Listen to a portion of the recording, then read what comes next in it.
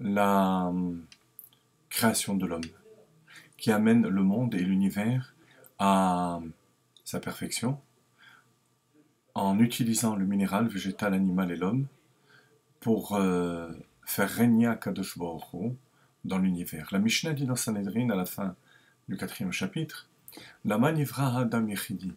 Pourquoi l'être humain a été créé spécimen unique, dans ce sens que il n'a pas été créé avec sa femme, contrairement aux animaux. Et deuxièmement, dans le cadre même de l'être humain, il n'y en a eu qu'un. Et la Gemara, la Mishnah, avance 2 raisons. Première raison, c'est que pour nous dire que chaque être humain est tout un univers, à lui seul. Deuxième raison, c'est pour nous dire que il est essentiel d'avoir le shalom entre les créatures, que personne ne puisse dire « mes parents sont supérieurs aux tiens ». On descend tous d'Adam Rishon. 2 raisons qui peuvent paraître contradictoires. Parce que la première raison met en exergue la puissance de l'être humain. C'est tout un univers. Il pourrait se suffire à lui-même. D'autant plus qu'on sait que les esprits sont différents les uns des autres. Et ça va à l'encontre de la notion d'unité. C'est là pour réveiller l'orgueil de la personne. Comment résoudre cette contradiction? Et surtout, comment la mettre en pratique? Eh bien, tout simplement, lorsqu'on prend conscience qu'on n'est pas le seul à être tout un univers, que l'autre en face de moi est aussi un univers. Et de cette manière, on arrive au shalom. À ce moment-là, les différences ne sont plus des sources de confrontation, mais au contraire, des sources d'échange.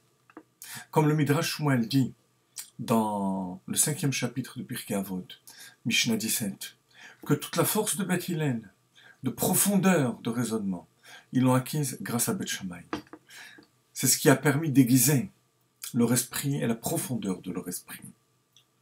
Et c'est lorsqu'on se rend compte que chaque être humain est un univers, avec ses peines, avec ses joies, avec ses défauts, avec ses qualités, qu'on arrive à amener dans l'ensemble de l'humanité la malchut d'Akadosh Baruch Hu.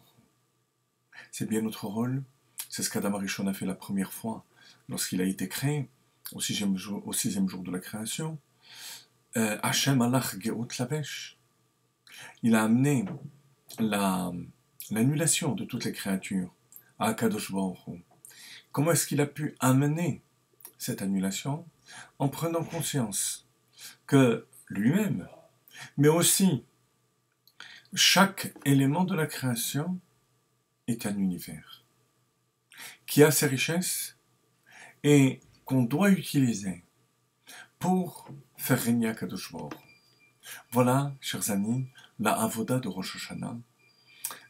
En particulier cette année, 5778, puisque, comme vous le voyez, c'est une année qui termine par le chiffre 8, et une année qui termine par le chiffre 8, c'est toujours une année très spéciale, puisque le don de la Torah a été donné en l'an 2448, l'entrée en Eretz Israël 2488, de nombreuses dates très importantes pour le peuple juif terminent par 8.